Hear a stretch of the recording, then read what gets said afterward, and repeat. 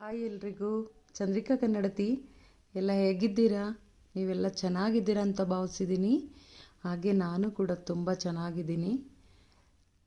ಯಾರೆಲ್ಲ ನನ್ನ ಚಾನಲ್ನ ಸಬ್ಸ್ಕ್ರೈಬ್ ಮಾಡಿಲ್ಲ, ದಯವಿಟ್ಟು ಸಬ್ಸ್ಕ್ರೈಬ್ ಮಾಡ್ಕೊಳ್ಳಿ, ಶೇರ್ ಮಾಡಿ, ಹೀಗೆ ನನಗೆ ಸಪೋರ್ಟ್ ಮಾಡ್ತಾಯಿರಿ. ನಮ್ಮೂರಿನ ದೇವಸ್ಥಾನದ ಓಪನ್ ಇತ್ತು. ಆ ದೇವಸ್ಥಾನದ ಓಪನ್ಗೆ ಅಂತ ನಾನು ಹೋಗಿದ್ದೆ. ಅಲ್ಲಿ 18 ದೇವರುಗಳನ್ನ ಕರೆಸಿದ್ರು. ಒಟ್ಟಿಗೆ 18 ದೇವರ ದರ್ಶನ ಮಾಡ್ಬೋದಲ್ಲ ಅಂತ ಹೋಗಿದ್ದೆ. ಅಲ್ಲಿ ಮಾಡಿದ ವಿಡಿಯೋ ಇದು.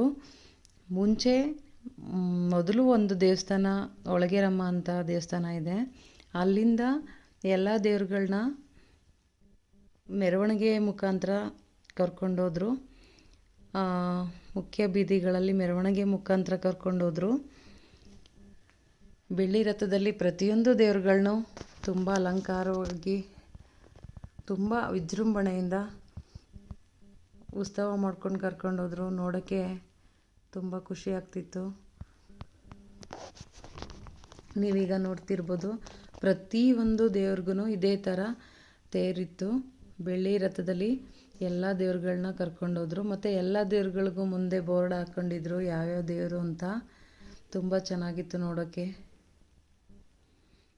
ಪ್ರತಿಯೊಂದು ದೇವ್ರುಗಳ ಅಲಂಕಾರನೂ ಅಷ್ಟು ಅದ್ಭುತವಾಗಿತ್ತು. ಮತ್ತು ಅಷ್ಟೊಂದು ದೇವ್ರುಗಳನ್ನ ಒಟ್ಟಿಗೆ ನೋಡೋ ಅಂಥ ಸೌಭಾಗ್ಯ ಸಿಗುತ್ತಲ್ಲ, ಅದಕ್ಕಿಂತ ಇನ್ನೇನು ಹೇಳಿ. 18 ದೇವರುಗಳ ದರ್ಶನ ಒಟ್ಟಿಗೆ ಆಗುತ್ತೆ ಅಂದರೆ ನಾವು ಒಂದೇ ದಿನ 18 ದೇವ್ರುಗಳನ್ನ ದರ್ಶನ ಮಾಡೋಕ್ಕಾಗುತ್ತಾ? ಆಗಲ್ಲ ಅಲ್ವಾ?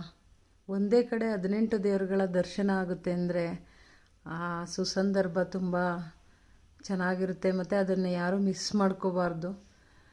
ನಾನಂತೂ ನೋಡ್ಕೊಬರೋಣ ಅಂತಲೇ ಹೋಗಿದ್ದೆ. ತುಂಬ ಖುಷಿ ಆಯಿತು. ಪ್ರತಿಯೊಂದು ಬೆಳ್ಳಿ ರಥದಲ್ಲಿ ಬರ್ತಿರೋ ದೇವ್ರುಗಳನ್ನ ನೋಡ್ತಾಯಿದ್ರೆ ಎಷ್ಟು ವಿಜೃಂಭಣೆಯಿಂದ ಕರ್ಕೊಂಡು ಬರ್ತಾಯಿದ್ರು ಅಂದರೆ ನೋಡ್ತಾಯಿದ್ರೆ ಕಣ್ಣಿಗೆ ಹಬ್ಬ. ತುಂಬ ಚೆನ್ನಾಗಿತ್ತು. ನಮ್ಮೂರಿನ ಮುಖ್ಯ ರಸ್ತೆಗಳಲ್ಲಿ ಉತ್ಸವ ಮಾಡಿಕೊಂಡು ದೇವಸ್ಥಾನ ಓಪನ್ ಮಾಡಿರೋ ಜಾಗಕ್ಕೆ ದೇವ್ರುಗಳನ್ನ ಕರ್ಕೊಂಡು ಹೋಗೋಷ್ಟರಲ್ಲಿ ರಾತ್ರಿ ಆಗೋಗಿತ್ತು.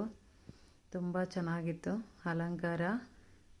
ಪ್ರತಿಯೊಂದು ದೇವ್ರುಗಳಿಗೂ ಮುಂದೆ ಬೋರ್ಡ್ ಸಮೇತ ಹಾಕ್ಕೊಂಡಿದ್ರು. ನೀವು ನೋಡ್ತಾ ಇರ್ಬೋದು, ಗೌಡ್ಗೆರೆ ಮುಳುಕಟ್ಟಮ್ಮ ದೇವಿ, ಇದೇ ಥರ ಎಲ್ಲ ದೇವ್ರುಗಳಿಗೂ ಮುಂದೆ ಬೋರ್ಡ್ ಹಾಕ್ಕೊಂಡಿದ್ರು.